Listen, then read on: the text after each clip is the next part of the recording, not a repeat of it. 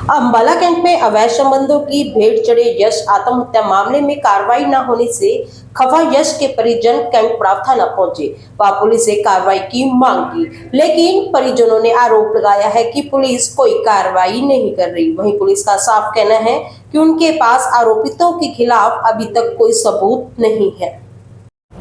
ये 12 cross road का यश है जी, उम्र 26 साल।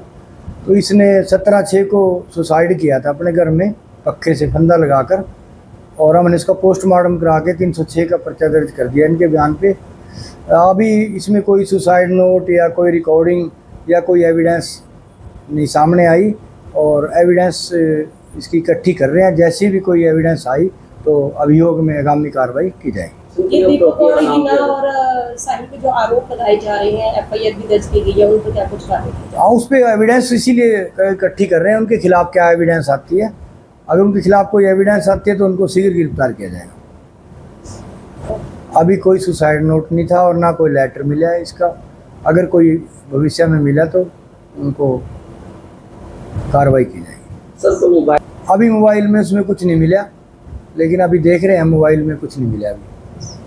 वहीं इस मामले में परिजनों ने आरोप लगाया था कि यश का पड़ोस की रहने वाली महिला के साथ संबंध था, जिसका शोर जो है वो मच गया था। उस मामले में शोर मचाने वाले युवक व उस महिला व उसके पति ने यश का मानसिक शोषण शुरू कर दिया था, जिससे परेशान हो यश ने आत्महत्या कर ली है।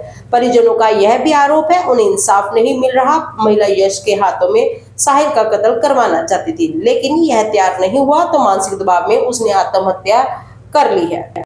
मेरा 27 साल का बेटा था, उसका नाम यश था। उसने पिछले मंगलवार को आत्महत्या करी है।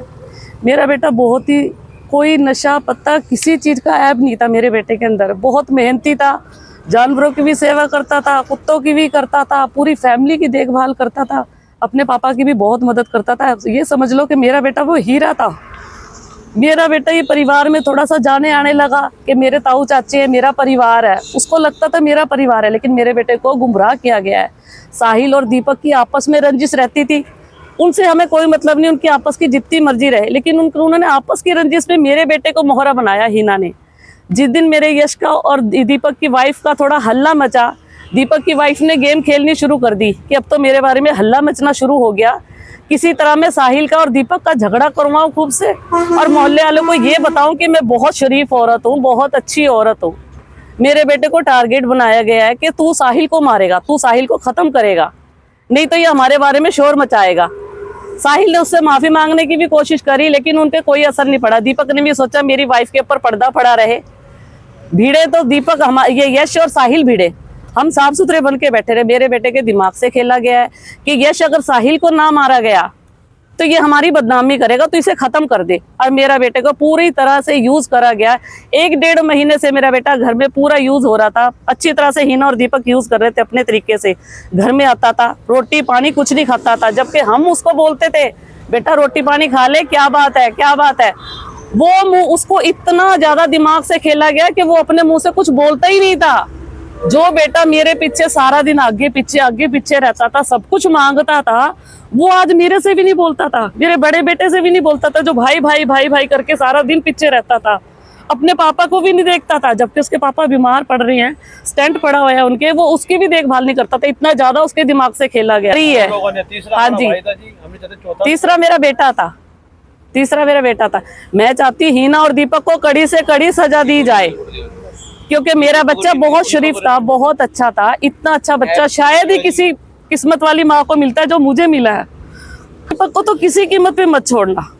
हम 17 तारीख को मेरे भाई ने सुसाइड कर लिया था, उसके केस में आए थे, बट वो सुसाइड नहीं है, वो एक प्री प्लान मर्डर है जिसको दीपक हीना और साहिल के द्वारा किया गया है, उसका मानसिक शोषण करके। तो अभी सच्चे साहब से मिले थे, उन्होंने हमें आश्वासन दिया है कि हम कार्रवाई करेंगे, मगर हम एक गुजारिश करते हैं कि ये कार्रवाई जल्द से जल्द की जाए।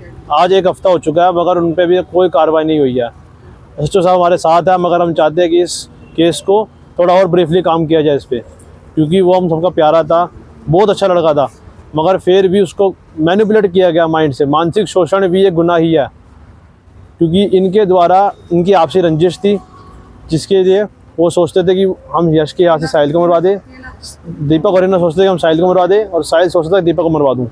इस तरह उसका मानसिक शोषण करके उसको परेशान किया गया। बार बार लगातार बिल्कुल यूज़ किया गया है। तो हम प्रशासन से ये गुजारिश करते हैं इस केस को ध्यानपूर्वक काम करें और जल्द से जल्द हमें इंसाफ दिया जाए। आश्वासन दिया उन्होंने कि हम जल्द से जल्द कार्रवाई करेंगे, मगर अभी भी 1 हफ्ता हो चुका है, फ़ोन रिकवरी से नहीं आया।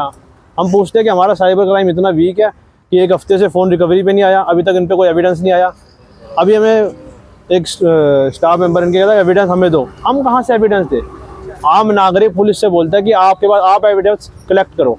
हमारे पास जो एविडेंस थे हमने आईओ सर नरेश कुमार को सेंड कर दिए हैं, जिसमें यह साबित हो चुका है कि उनकी आपसी बातचीत होती थी, जबकि हमारे कोई उनसे पारिवारिक संबंध नहीं है, मगर फिर भी वो उनसे बोलता था और वो उसको यूज़ करते थे, इसीलिए उस पर दबाव बनाया गया। सॉरी मैम, ये फुटेज ली गई है जिस उस वो घटना करने से पहले वो हिना से मिला था। अब उनके दौरान उस पर क्या दबाव बनाया गया हिना द्वारा, क्या उनकी बातचीत हुई, वह साहब कह रहे हैं हम कलेक्ट करेंगे। उनके सीसीटीवी फुटेज में मिलने की, उनकी कॉल रिकॉर्डिंग्स तक हमारे पास है। उसने आत्महत्या